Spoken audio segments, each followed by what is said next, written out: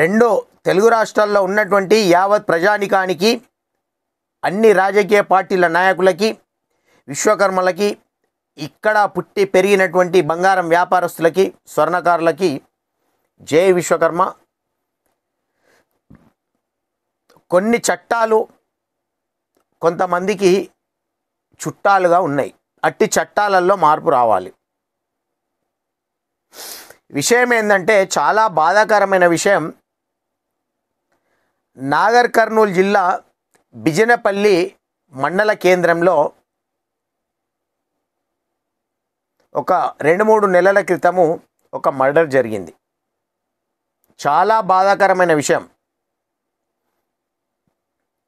రాజస్థాన్ నుంచి వలస వచ్చి బిజినపల్లిలో ధనలక్ష్మి జ్యువెల్లర్ అని చెప్పేసి రాజస్థాన్ వలసదారులు ఒక జ్యువెల్లర్ షాప్ ప్రారంభించుకున్నారు, పాన్ బ్రోకర్. పాపం గుంటూరు జిల్లా మంగళగిరి ప్రాంతం నుంచి బంగారం వస్తువులు హోల్సేల్గా సప్లై చేసే వాళ్ళు వస్తారు.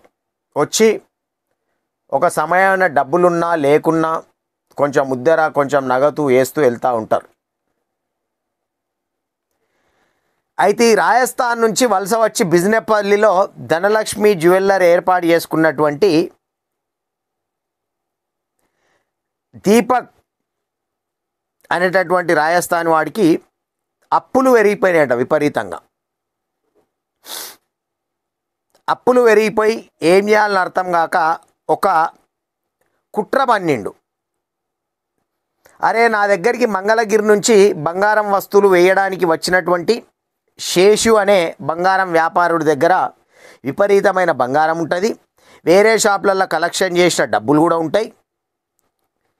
ఇతన్ని మర్డర్ చేయాలి, చేసే బంగారము డబ్బులు లాక్కోవాలని చెప్పేసి ఒక ప్లాన్ వేసి పథకం ప్రకారం రాజస్థాన్లో ఉన్నటువంటి వాళ్ళ అన్నకి చెప్తాడు.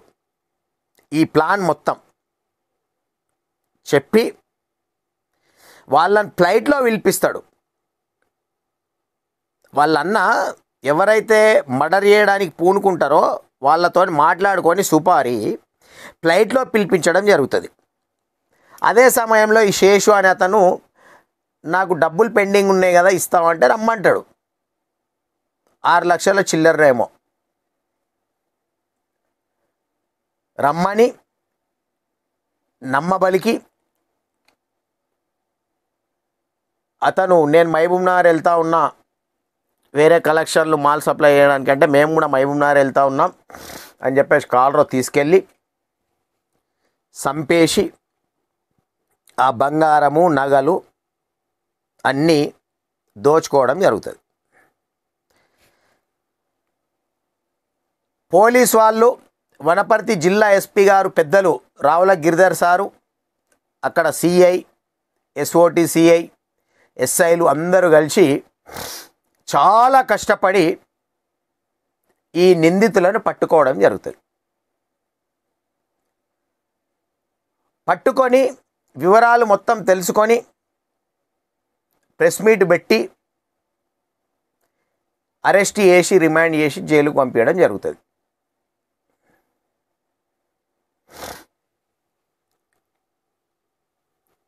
ఇక్కడ వరకు బాగుంది. మళ్ళీ ఈ ఎవడైతే దీపక్ మాలి ఉన్నాడో బెయిల్ మీద వచ్చి మళ్ళీ నిన్న మొన్న నుండి షాప్ ఓపెన్ చేసుకొని కూర్చుంటుండు. శేషు అనే ఒక బంగారం వ్యాపారస్తుంది ప్రాణం పోయింది. పట్టపగలు ఆలోచనలు చేసి పన్నాగం మమ్మీ నైట్లో ప్రాణం తీయడం జరిగింది. మళ్ళీ దర్జాగా వచ్చి బెయిల్ మీద వచ్చి షాప్ తీసుకొని కూర్చుంటున్నాడు. ఇదంతా ఎందుకు చెప్తున్నా నేనంటే, కరడుగట్టిన దొంగలను కూడా పోలీస్ వాళ్ళు ఎంతో కష్టపడి ఎంతో రిస్కు తీసుకొని ప్రాణాలకు తెగించి దొంగలను దొరకబడతా ఉన్నారు. దొరకబట్టి రిమైండ్కు పంపిస్తూ ఉన్నారు. పంపించిన తర్వాత ఆ దొంగలు ఏం చేస్తుర్రు? మా అంటే నెల, లేకపోతే 45 రోజులు, లేకపోతే 35 రోజులు, 2 నెలల లోపు మళ్ళీ బెయిల్ మీద బయటకు వస్తూ ఉన్నారు. వచ్చి ఏం చేస్తూ ఉన్నారు? మళ్ళీ ఇంకా వేరే గజ దొంగలతో పరిచయాలు పెంచుకొని బయటకు వచ్చిన తర్వాత అవే దొంగతనాలు చేస్తూ ఉన్నారు. దొంగతనాలు మానడం లేదు. ఏం ఫలితం ఉంది? పోలీసు వాళ్ళు ఇంత కష్టపడి ఆ దొంగలను పట్టుకున్న లాభం లేదు. కాబట్టి ఇట్లాంటి మర్డర్లు చేసిన వాళ్లకు, దొంగతనాలు చేసిన వాళ్లకు కఠిన శిక్షలు ఉండాలి. ఎప్పుడో బ్రిటిష్ వాడు పెట్టిన చట్టాలను పట్టుకొని ఏడుస్తున్నాం మనం. బ్రిటిష్ వాడు పెట్టిన చట్టాలలో మార్పులు రావాలి. దొంగతనం చేసి దొరికితే జీవితాంతం జైల్లో ఉండాలి. ఎవరన్నా వాళ్ళ చుట్టాలు, బంధువులు, లేదు మా వాడు మళ్ళీ దొంగతనం చేయడు, వాడి ప్రవర్తనలో మార్పు వచ్చింది, మేము బెయిల్ మీద తీసుకెళ్తామని ఎవరన్నా ముందుకై తీసుకెళ్ళిన తర్వాత కూడా మళ్ళీ దొంగతనం చేస్తే కాల్చి పడదొబ్బాలి, లేకపోతే జీవితాంతం జైల్లో ఉంచాలి. దొంగతనం చేసిన దొంగ బాగానే ఉంటుండు, మర్డర్ చేసిన మర్డరిస్టు బాగానే ఉంటుండు. ఎవరికి పోలీసు వాళ్ళు కష్టపడి పట్టుకున్న పోలీసు వాళ్ళకు కూడా ఫలితం లేకుండా అవుతుంది. అప్పటి మట్టుకు పై ఉన్నతాధికారులు రివార్డులు, అవార్డులు ఇవ్వడానికి సరిపోతుంది. కానీ ఆ దొంగ అయినా, ఆ మర్డరిస్ట్ అయినా మళ్ళీ బయటకు బెయిల్ మీద వచ్చి ఏం చేస్తూ ఉన్నాడు? మర్డర్ చేస్తూ ఉన్నాడు. నేను మొన్న బెయిల్ మీద వచ్చినా, నేను మర్డర్ చేసిన అని చెప్పి భయపెట్టుకొని సెటిల్మెంట్లు చేస్తూ ఉన్నారు. దొంగతనం చేసే వ్యక్తి దొంగతనాలు చేస్తూనే ఉన్నాడు. ఒక్కొక్క దొంగల ఇంటర్వ్యూలు చూస్తూ ఉంటే కొన్ని ఛానళ్ళల్లో 200 దొంగతనాలంట, 300 దొంగతనాలంట, 400 దొంగతనాలంట.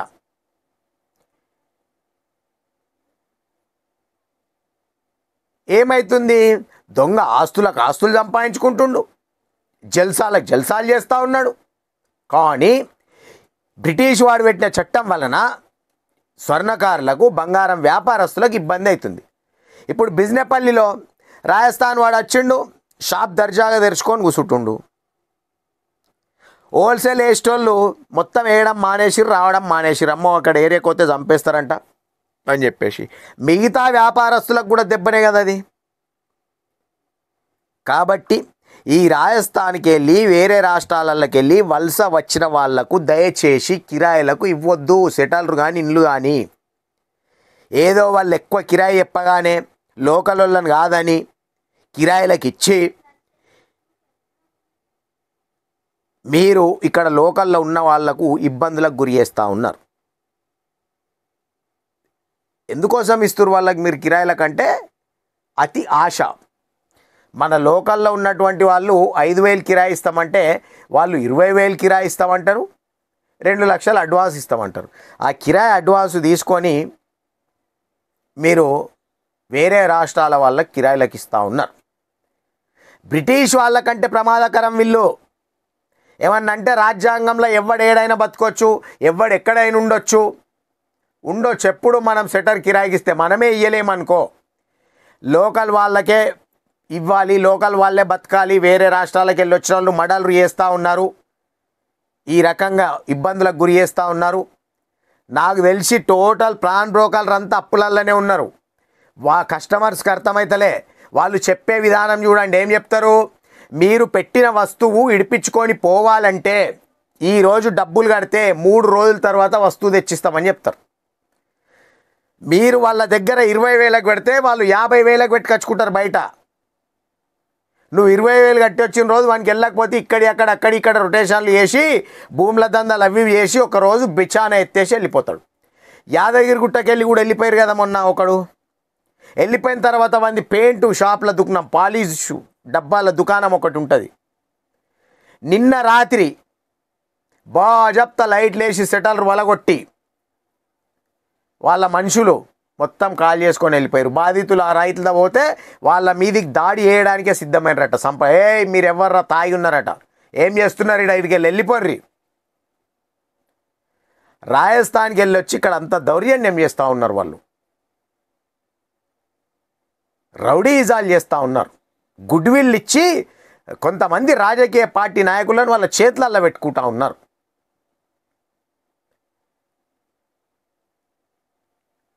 పాపం శేషు అనే ఒక బంగారం వస్తువులు సప్లై చేసుకొని జీవనోపాధి పొందే అతన్ని చంపేసి జైలుకు పోయి బెయిల్ మీద వచ్చి మళ్ళీ షాప్ తీసుకొని దర్జాగా కూర్చుంటుండు. వాడికి ఇంకా ధైర్యం వచ్చేసింది, రేపు పొద్దుగాల ఇంకొక వ్యాపారస్తుని కూడా చంపేస్తాడు, ఇంకెవరి దగ్గర డబ్బులు కనబడ్డ వాళ్ళని చంపేస్తాడు. కాబట్టి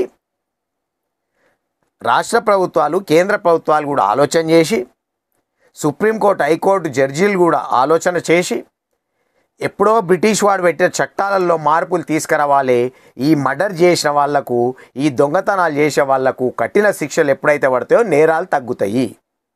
లేకపోతే ఎందుకు తగ్గుతాయి నేరాలు? మర్డర్ చేసినోడు 40 రోజుల లోపల బెయిల్ మీద బయటకు వచ్చే, దొంగతనం చేసినోడు బయటకు వచ్చే, వాడు దర్జాగా తిరగబట్టే, వాడు ఎందుకు మారుతాడు? వాడి లోపల ఎందుకు మార్పు వస్తుంది?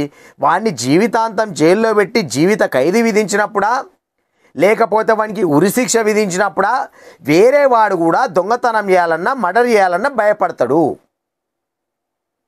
ఈ దొంగతనాలు చేసే వాళ్ళ కోసం అయితే స్వర్ణకారులకు, బంగారం వ్యాపారస్తులకు బాగా ఇబ్బంది ఏర్పడుతుంది. వాడు దొంగతనం చేస్తూ ఉండు మంచిగా ముత్తూట్ ఫైనాన్స్లలో, శ్రీరామ్ ఫైనాన్స్లలో, ప్రైవేట్ బ్యాంకులలో, యూట్యూబ్లలో వస్తుంది, మీ బంగారం రైన్లో ఉందా, మేము వెంటనే ఇడిపిస్తాం, మీ దగ్గర బంగారం ఉందా, మేము వెంటనే ఈ రోజు ధరకు కొంటామని. అట్లాంటి వాళ్ళ దగ్గర అమ్ముకొని వాళ్ళు పోలీసులకు పట్టుబడ్డప్పుడు మాత్రము స్వర్ణకారుల షాపులు, బంగారం వ్యాపారస్తుల షాపులు చూపెట్టి వాళ్ళ దగ్గర బంగారాలు, వెండి మళ్ళీ వసూలు చేయిస్తూ ఉన్నారు. కాబట్టి ఇట్టి చట్టాలలో తప్పకుండా మార్పు రావాలి. మార్పు వచ్చి వాళ్ళ కఠిన శిక్షలు ఉండాలి. బిజినపల్లిలో ఎవడైతే మర్డర్ చేసిండో, సంపేపిచ్చిండో శేషు అనే ఒక బంగారం వ్యాపారస్తుని, వాడిని షాపు తీసి ఎలా కూర్చొనిస్తారు? వెంటనే గ్రామస్తులంతా ఏకమై అతనికి సెటర్ ఎవరైతే కిరాయికి వచ్చిరో అతను కూడా గ్రామ సర్పంచు, మాజీ సర్పంచు, ఎంపీటీసీ, గ్రామ లీడర్లు అందరినీ కలిసి పోలీసు వాళ్ళ దగ్గరికి కూడా వెళ్ళి కంప్లైంట్ చేయాలి, ఒక పిటిషన్ ఇవ్వాలి. ఇతను మొన్ననే ఒక బంగారం వ్యాపారస్తుని చంపేసిండు, మళ్ళీ వచ్చి షాప్ తీసుకొని కూర్చుంటుండు. ఏదన్నా పెద్ద వస్తువు రైన్ పెట్టడానికి వస్తే కస్టమర్స్ని కూడా చంపేయడానికి వెనుక కోరు. వీళ్ళు డబ్బులు కట్టిపోమ్మంటారు, డబ్బులు కట్టిపోయిన తర్వాత రేపో ఎల్లుండో రమ్మంటారు, అట్లే తీసుకెళ్ళి చంపేస్తారు.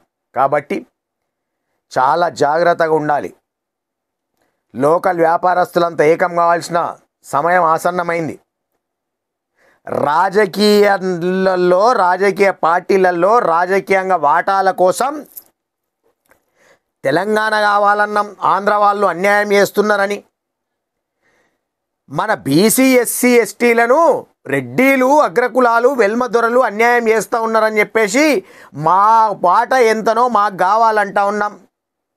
కానీ బిజినెస్లలో కూడా ఇక్కడ పుట్టి పెరిగిన వాళ్ళ వాటా ఇక్కడ పుట్టి పెరిగిన వాళ్ళకు ఉండాలి కదా. మరి వేరే రాష్ట్రం వాళ్ళు వచ్చి హైజాక్ చేస్తూ ఉన్నారు కదా, మన వృత్తులను దోసుకపోతూ ఉన్నారు, మన వాళ్ళను మర్డర్లు చేస్తూ ఉన్నారు, మన వాళ్ళ డబ్బులు ఎత్తుకొని పోతూ ఉన్నారు. యాదగిరి గుట్టకెళ్ళి ఒక్కడెత్తుకొని వాయ్, గోదావరి కానికి వెళ్ళి ఒక్కడెత్తుకొని వాయ్, జగదిరి గుట్టకెళ్ళి ఒక్కడెత్తుకొని వాయ్, బిజినెపల్లి కాడ ఒకడు మర్డరే చేసే డబ్బుల కోసం. కాబట్టి రాజకీయ పార్టీల నాయకులు కూడా అందరూ ఆలోచన చేయాలి. తప్పకుండా ఇట్టి విషయంలో మేము ఓం విశ్వకర్మ టీవీ ఛానల్ తరపున సుప్రీంకోర్టును ఆశ్రయిస్తాం, హైకోర్టును ఆశ్రయిస్తాం, రాష్ట్ర ముఖ్యమంత్రి గారిని కలుస్తాం, కేంద్ర మంత్రులను, ప్రధానమంత్రిని కూడా కలుస్తాం. ఇట్టి చట్టాలలో ఎట్టి పరిస్థితుల్లో మార్పు రావాలని. దీనికి అందరి సపోర్ట్ కావాలి, అందరి మద్దతు కావాలి. లోకల్ వ్యాపారస్తులంతా ఏకం కావాలి. అందరి వ్యాపారాలు వీళ్ళు హైజాక్ చేసిర్రు. చెప్పుల షాపులు వాళ్ళే, ఫోన్ల షాపులు వాళ్ళే, కిరాణా షాపులు వాళ్ళే, రాజస్థాన్కి వెళ్ళి వలస వచ్చిన వాళ్ళే, బట్టల షాపులు వాళ్ళే, హార్డ్వేర్ షాపులు వాళ్ళే, కరెంట్ ఎలక్ట్రిక్ సామాన్ల షాపులు వాళ్ళే, బండల షాపులు వాళ్ళే, ప్లైవుడ్ షాపులు వాళ్ళే, కార్పెంటర్ వృత్తిల వాళ్ళే, బంగారం వృత్తిల వాళ్ళే, అన్ని బిజినెస్లలో చొరబడ్డారు. హోటల్ వాళ్ళే, టిఫిన్ సెంటర్లు వాళ్ళే, స్వీట్ హౌజులు వాళ్ళే, గప్చుప్ల బండ్లు వాళ్ళే, చాట్ బండాలు వాళ్ళే, ఇవన్నీ పెట్టి ఇక్కడి ప్రాంతం వాళ్ళను అప్పుల పాల ఆత్మహత్యలు చేసుకునే విధంగా చేస్తూ ఉన్నారు. వీళ్ళు మన వాళ్ళ డబ్బు దోసుకొని వెళ్తూ ఉన్నారు, జీరో దందలు చేస్తూ ఉన్నారు. వీళ్ళు ప్రభుత్వానికి కూడా ట్యాక్సీలు కట్టడం లేదు. వీళ్ళు దో నెంబర్ మాల్ అమ్ముతున్నారు, డూప్లికేట్ మాల్ అమ్ముతూ ఉన్నారు, జీరో దందలు నడిపిస్తూ ఉన్నారు. కాబట్టి వీళ్ళ పైన కఠిన చర్యలు తీసుకోవాలని చెప్పేసి తెలియజేస్తూ ఉన్నాం. బిజినపల్లిలా మర్డర్ చేసిన వాడిపైన లోకల్ వాళ్ళంతా ఏకమై వాడిని అక్కడి నుంచి ఎలగొట్టాలని చెప్పేసి కూడా కోరుకుంటా ఉన్నాం. మర్డర్ చేసినవాడు బాజప్తా షాపు తెరుచుకొని కూర్చుంటున్నాడంటే వాని వెనకాల వాని రాజస్థాని ముఠ ఎంత గట్టిగా ఉంటుంది, ఎంత గట్టిగా ఉంటే మొత్తం ఆ మర్డర్లో 7-8 మంది పాల్గొన్నారు. వాళ్ళు ఫ్లైట్లో వచ్చిన వాళ్ళు, వాడు వాని తమ్ముడు ఎవరెవరో అందరు కూడా బెయిల్ మీద ఒక 2 నెలల లోపల వచ్చిర్రు అంటే ఎంత గ్రేటు. కాబట్టి తప్పకుండా లోకల్ వ్యాపారస్తులంతా ఏకం కావాలి. చట్టాలలో మార్పు దిశగా మనం ప్రయత్నాలు చేయడానికి హైకోర్టు, సుప్రీంకోర్టు జడ్జీలను ఆశ్రయించాలి. రాజకీయ నాయకులను కలవాలి, అన్ని పార్టీల నాయకులను కలవాలి. రౌండ్ టేబుల్ సమావేశాలు కూడా మనం నిర్వహించాలి. లోకల్ వ్యాపారస్తులు, లోకల్ కులవృత్తిదారులు బాగుపడే విధంగా మనం ప్రణాళిక తయారు చేసుకోవాలని చెప్పి తెలియజేస్తూ ముగిస్తున్నాను.